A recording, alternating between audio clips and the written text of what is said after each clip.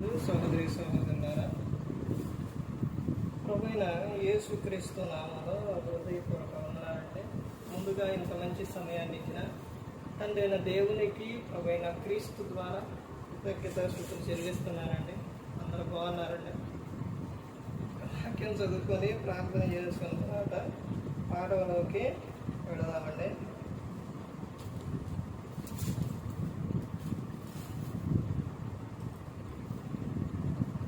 యోహాను గారు రాసిన సువార్త 1వ అధ్యాయం 17వ వచనం.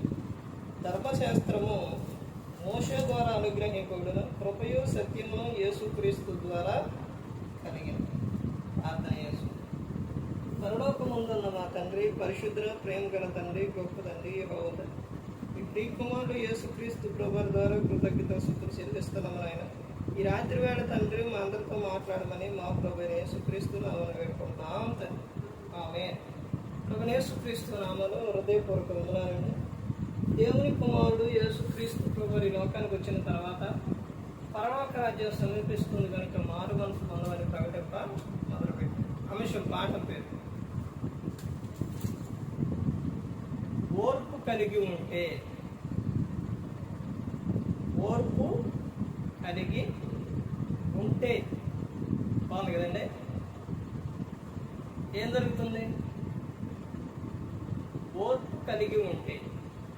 యేసుక్రీస్తు ప్రభువారు పరలోకం నుంచి లోకానికి వచ్చారు. వచ్చిన కాడి నుంచి, ఈ లోకంలో పుట్టిన కాడి నుంచి ఆయన ప్రతి ఒక్క నిమిషంలో, ప్రతి ఒక్కసారి కూడా ఎక్కడైనా నవ్వారా? ఏడన్నా ప్రశాంతంగా ఉండారా? నవ్వారా? ఎక్కడ నవ్వారు? ఎప్పుడన్నా నవ్వారట? ఎక్కడా లేదు. బైబిల్ గ్రంథంలో ఆయన నవ్వారు అనే విధానం లేదు.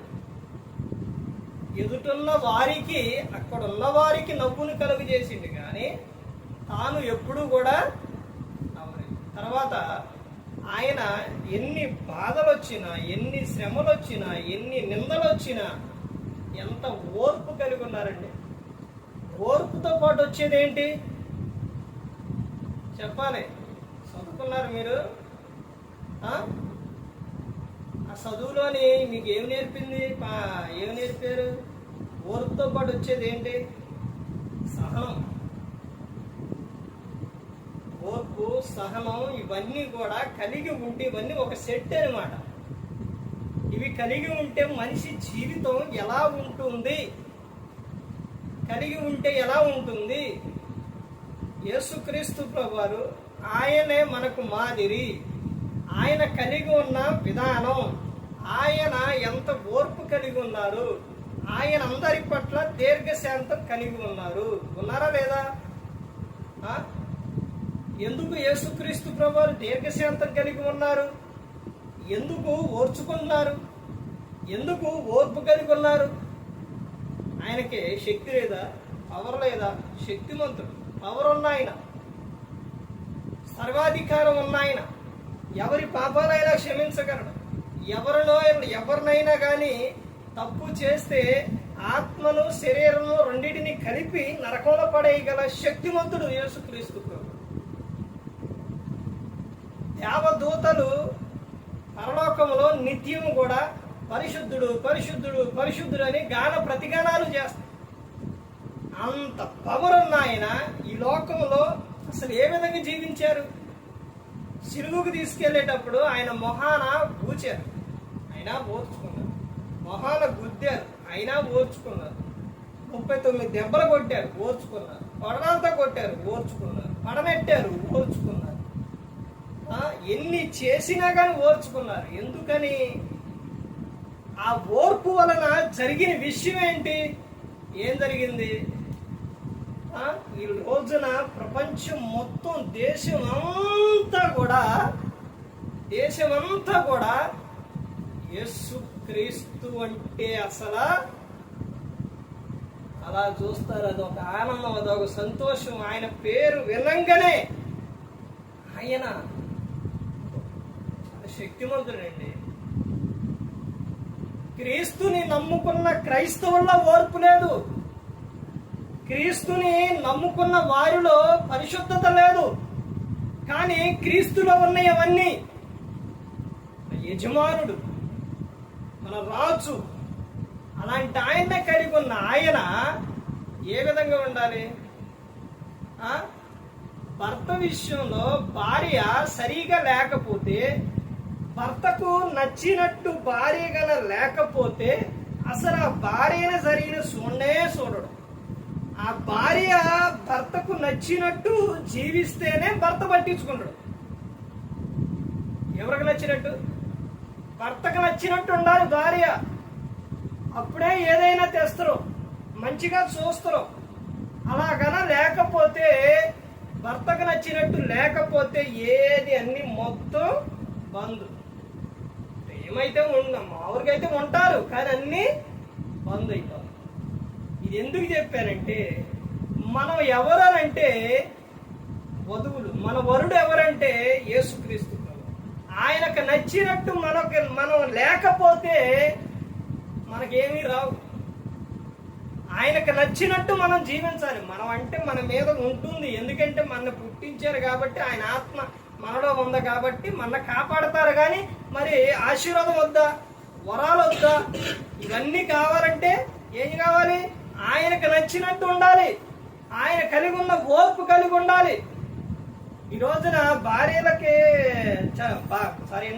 భార్యకి భర్త అన్ని కొనిస్తున్నాడంటే, అంత ప్రేమగా చూస్తున్నాడంటే, తాను నచ్చినట్టు, ఆయనకి ఇష్టం వచ్చినట్టు ఆయన జ్ఞానంగా ఉంటుంది కాబట్టి ఆయన చూస్తాం. అదే మనం అందరం కూడా క్రీస్తుకు నచ్చినట్టు, క్రీస్తు మాట వింటూ మనం జీవిస్తే మనకి ఏదైనా ఇస్తారు. ఆయన మనం అడిగింది ఇస్తారు. అదే చెప్తారు యోహాను సువార్త 15:7.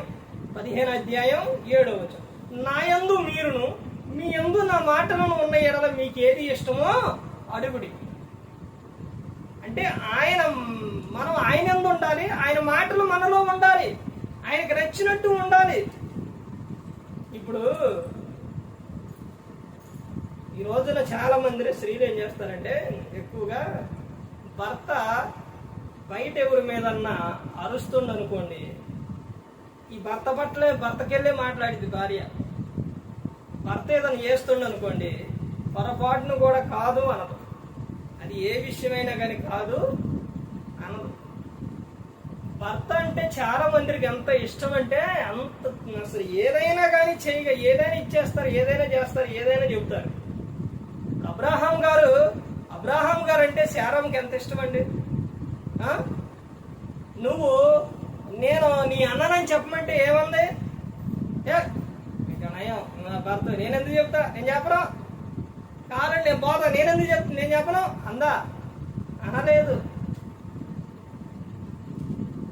అనలేదు కాబట్టి, చెప్పింది కాబట్టి అసలు అంటే ఆయన విడిచిపెట్టలేదు అసలు. ఇప్పుడు దావీదు గారి విషయానికి వచ్చేసరికి, ఎందుకనంటే ఇదంతా ఓర్పు గురించి చెబుతున్నాను. దావీదు గారి విషయం వచ్చేసరికి ఎవరండి మేకాలే ఏం చేసింది? ఎదురు తిరిగింది. ఆ తర్వాత ఎవరు? బత్షెబ ఏం చేసింది? తన కోరికను, తన ఇష్టమును అసలు ఆయన్ని ఎడబాయలేదనమాట. అసలు ఎంత ఇష్టం అంటే దావీదు గారంటే బత్షెబకి ఎంత అంటే, ఆ వివాహం చేసుకున్న తర్వాత, వివాహం కాకముందు చెప్పట్లా నేను, వివాహం కాకముందు జరిగిన తప్పు, వివాహం అయిన తర్వాత జరిగిన విషయం చెబుతున్నాను. ఎంత ఇష్టం అంటే, అభిషే ఆమె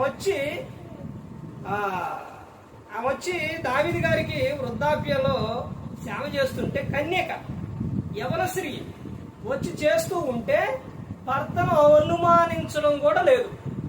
ఎవరో భార్య, ఎవరో బత్షెబ. అభిషేనే దావీదు గారు చాట ఉన్నప్పుడు అనుమానం కూడా రాలా, అనుమానం కూడా ఇంచదు. చూశారంటే ఎంత ఇష్టం పెట్టుకుందో, అంత ఓర్పు కలిగి ఉన్నది. కాబట్టి ఆమె వచ్చి అడగంగానే కుమారుని ఏం చేసింది దావీదు గారు? రాజును చేసింది.